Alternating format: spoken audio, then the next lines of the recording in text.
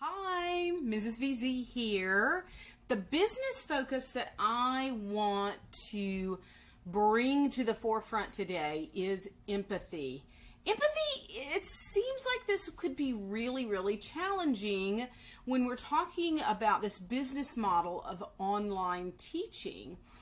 But we've fleshed it out, we've discussed it a little in some focus groups, and I want to share the takeaways here with you today. First off, I did a little research, and according to Psychology Today, empathy is the ability to recognize, understand, and share the thoughts and feelings of another person.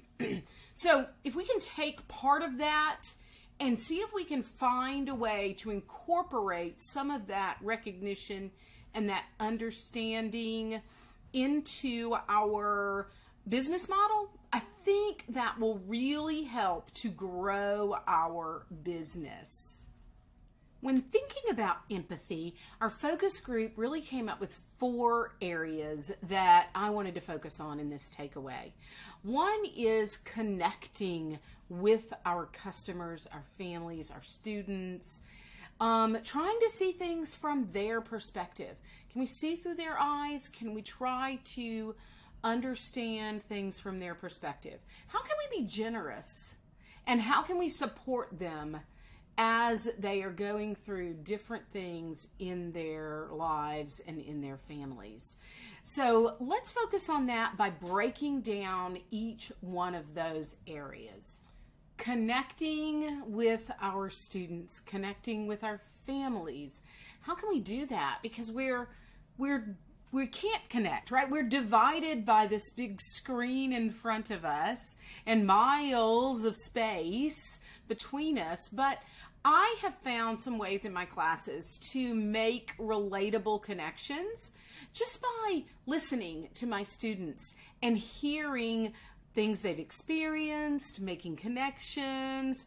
Like a student this past week mentioned that their brother was a good deal older than them, and he had recently gotten married. And I said, my brother got married when I was your age. And so I made this relatable connection to that student. Now, this opportunity is not going to come up with each student, but we just need to grasp it when it does, right? Maybe one of the other ways that we're going to talk about is a way that we can have empathy for another family. But where you can grab that relatable connection, I think that's a great way to show empathy to that child, that student, that parent. The second topic that we kind of pulled from this focus group was perspective. Can we see the world, this world of Zoom, this world of school, this world they're living in now from their perspective? Can we do that? And I can do that to some extent because I taught my children at home, so I've lived in this world. While we didn't teach online, I know what parents need. I know what I needed when I was looking for curriculum, when I was looking for classes. I knew what I was looking for. And that's what I try to provide to my families. I try to provide what they need in order to make a choice to enroll with me and to feel comfortable and confident with that. Things like providing a syllabus for my courses. I provide a lot of communication.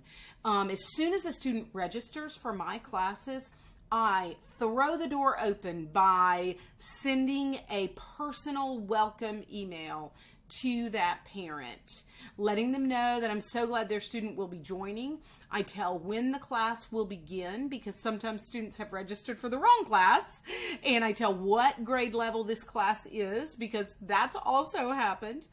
And then I let them know that I am available to answer any questions they may have. Then about a month before my classes begin, I throw the door open again and say, hey, it's a month before class. Make sure you've gotten all the class materials that you need. Again, here's my class syllabus. Here's my frequently asked questions document. These 2 things really help parents feel empowered that they've made a good choice and they understand where I'm coming from as well. And I think that's very helpful. Finally, a week before class, I do it again. I throw that door open and I send a message to each of my classes, letting them know that we're a week out and I'm super excited. This year, I actually put a video in the classroom about a week out, just to greet the students, let them know that I'm there for them.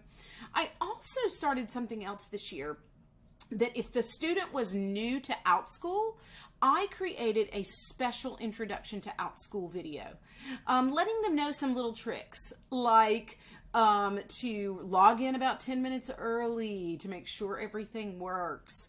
I sent them a document of how to upload their material.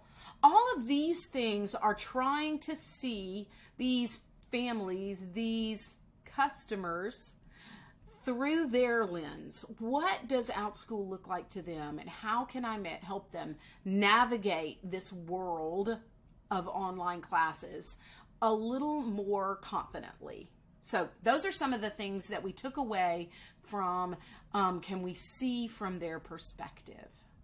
Third, we talked about how can we support our families, our students. How can we support them where they are?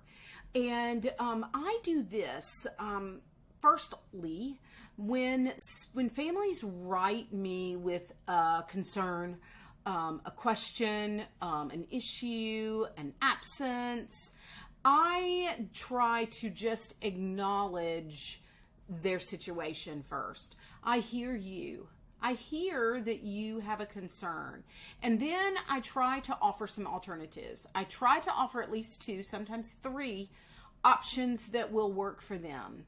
And that varies per situation, right? So I have to think about that situation and see what I can do to meet them and come up with something that works that will support them at this moment. Sometimes it's a really scary moment for them. They've had a medical crisis or a local emergency, weather, or I had a student that they were in the midst of an active shooter situation.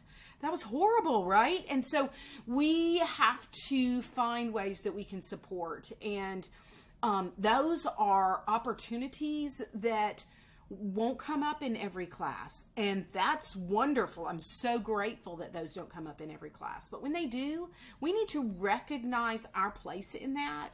And our place is to support that family unit and to support that student in this situation. And we've got that opportunity here on Outschool to do that. And we're going to talk about how one of the ways that we can do that is by being generous. And I'm going to focus on that in our last little part here. Empathy in the workplace on Outschool can also be connected to generosity and being generous. Now, it doesn't always have to be monetary, right? Generosity can be creating a class that's been requested by a particular parent or family to meet a need that they have. Generosity could be something that I've started this term where I've created a $5 review tutorial class for my existing students. I have a lot of students, and in class sometimes I recognize an issue that needs to be handled, and that's an opportunity for me to be generous. It doesn't cost them much, but it gives them 15-20 minutes with me one-on-one so that I can address that issue and maybe do a reteaching. I also have reteaching videos that are a way that I can be generous. I keep them filed away, and whenever a student has an issue with a particular concept, I'm able to share that video with the family and say, hey, why don't y'all watch this video and see if that helps the student understand this concept a little better. Most of the time that does, right? Another way that I try to be generous is with my time. If I can take a moment or two at the end of class to let a student share something exciting or have a moment to kind of be on the stage, I feel like that is generosity too. I try not to run over my time because I know other teachers have classes that are starting right away. And so I just offer those if we have an extra moment or two at the end of class for those exuberant sharers in my classes. I hope looking at these has helped you understand a little bit more about how we can be generous and how we can be empathetic with our families and our customers here on Outschool. As I've thought through these 4 topics, empathy and how we can use these 4 things, connecting with our families, seeing things from their perspective, supporting them, and being generous with our time and our talents in ways that will really hopefully help our students to grow. It has helped me to find some ways that I can apply these skills and these 4 words, these 4 concepts in my classes to help build my business. It seems a little bit selfish to be thinking about being empathetic for the purposes of building my business, but I feel like that's connecting, right? That's them supporting me and me supporting them, right? Because if I'm not here on Outschool because I can't make a go of it, then I can't meet their needs either. So I've got to build my business so that I'm there for the students and the families that I want to show empathy for.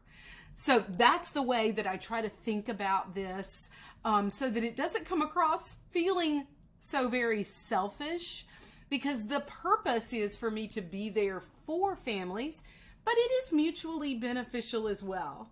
Okay, so enjoy thinking about these ways. If you think of some ways that you can you can use some of these in your classes, share them below in the comments and let us know, because I think all of us who are viewing these videos can come up with some really, really creative ways to implement these ideas into our classes to be more empathetic. See you next time.